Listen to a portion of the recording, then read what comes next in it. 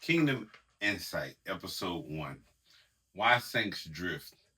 The slow fade from discipline and order. Welcome to Kingdom Insight, where we are raising saints back to God through clarity, structure, and spiritual authority. Today is about recalibration. Drift in ministry rarely happens loudly, it happens slowly. If we can identify where alignment shifts, we can restore direction. This is for leaders who want to correct small shifts before visible decline. Drift begins in private relaxation. Hebrews 2 and 1 says, I'm reading from the English Standard Version of the Bible, says, therefore we must pay much closer attention to what we have heard, lest we drift away from it. The Hebrew writer is writing here. He's warning uh, the saints about neglecting salvation. And so what the Hebrew writer says is that we got to pay a lot more closer attention to what's going on. Because if we don't pay attention, we're going to drift away. And a lot of time in ministries, we don't pay attention to what's really going on in our private life because we get so relaxed in private that we don't notice that drifting has begun. See, drifting is gradual. It's not dramatic. It's not noticeable. It's not you don't see it coming. It's not um on the forefront, but you begin to drift slowly because you relax, you let your guards down, and so it don't happen all of a sudden, but it happens over time. We notice that when our disciplines relax, but our disciplines begin to relax before our standards collapse altogether. A lot of times we relax a lot of our disciplines and we don't notice it. And the reality is we notice that our disciplines have become relaxed. It's too late. Our standards have collapsed. And so we have to learn that prayer, when our prayers begin to shorten, that's a discipline. Preparation begins to shorten, that's a discipline. And accountability becomes soft. We have to pay attention to those disciplines when we, because if we let them relax, and the more we relax in those disciplines, the more the drift is happening. The drift is happening. We're relaxing. We're ease, and we have to pay attention to our prayer life. We have to pay attention to our study. We have to pay attention to holding others accountable, holding ourselves accountable. And a lot of times our accountability lacks because our accountability is softened on even ourselves because we're so relaxed, and we can't continue to be lax and relaxed. We leaders begin to lose disciplines privately before authority. They lose their authority publicly, and a lot of times our life we're in a drift, and our life is and our disciplines are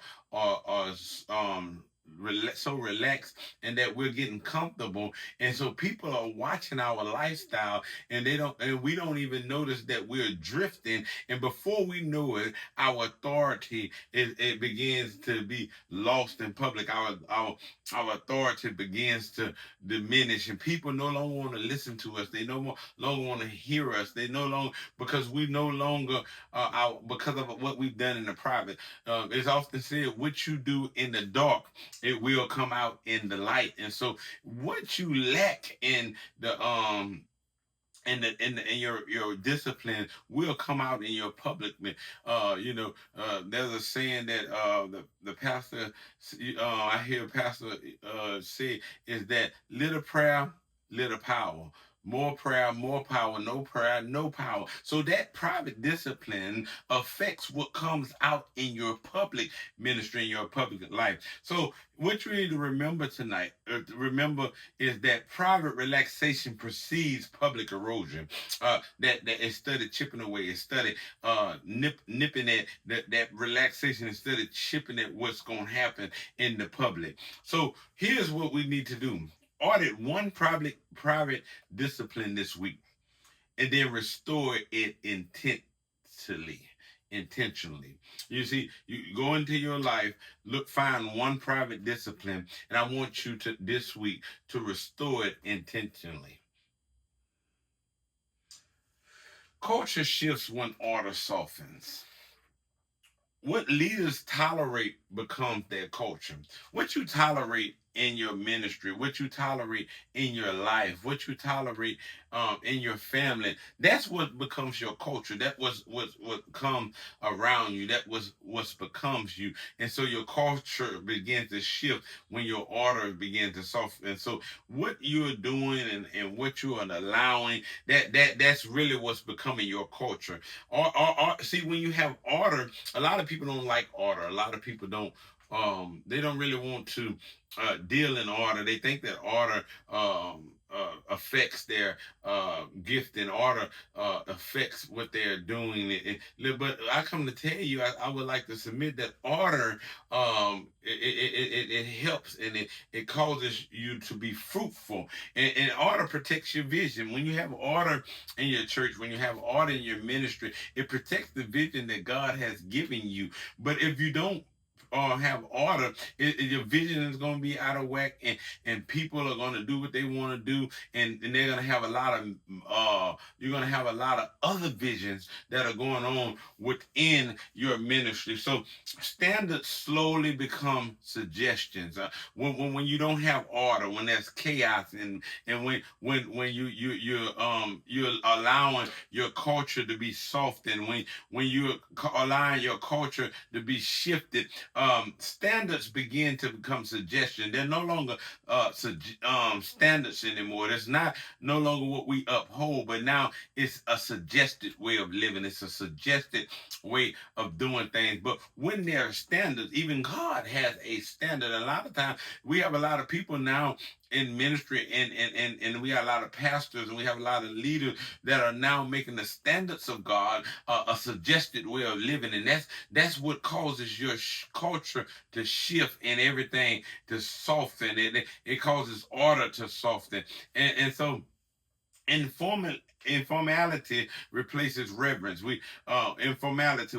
We don't no longer reverence the things of God. We no longer because it's informal. We become informal. And so now everything is just so informal that we have no reverence for the things of God, for the people of God, and for the men and women of God. And so we have no reverence for the church house. We have no reverence for the word of God, and because we're so informal now. And so we have to learn also that small compromises compounds. When you start with small compromises, it begins to compound, and it becomes something bigger. And a lot of people start off with small compromises, and they really lead to big compounds. And so we have to be careful that we don't find ourselves because when culture shifts is when our order softens. You wonder why the culture of your ministry, the culture of your church has shifted, but you may want to check the order that you have, and because you have softened and allowed the order to be softened. So order is not oppression tonight, today. Order is protection. Don't look at order as being oppressed. I got to do it this way, and I feel like I'm in bondage, and I feel like the people. I feel like I'm putting the people in bondage. I feel like I'm oppressing the people. No, order is protection. It protects your vision. It protects your culture. It protects everything in your ministry, and it keeps your ministry all operating like a well-oiled machine. So here's the thing: identify one area where clarity has softened, reinstated calmly and clearly. And this will help you tonight recalibrating. We're talking about recalibrating tonight, because we've noticed, we're noticing that the shift. We see the shift. The shift is drifting. The drift. We see that things are drifting, and so now it's time to recalibrate. Identify one area where clarity is softened and reinstated calmly and clearly. The next point is correction must precede revival. You know, everybody say, Lord, send me a revival. We want to be revived. We want to go back to the place that we were. We want to live again. But the reality tonight, the reality today, the reality is that correction must precede revival. Nehemiah rebuilt before celebrating. Nehemiah rebuilt before he celebrated. He rebuilt the wall before they can have a celebration. They couldn't celebrate with the wall down because the wall was security, the wall was protection, the wall. And so we must rebuild before we celebrate.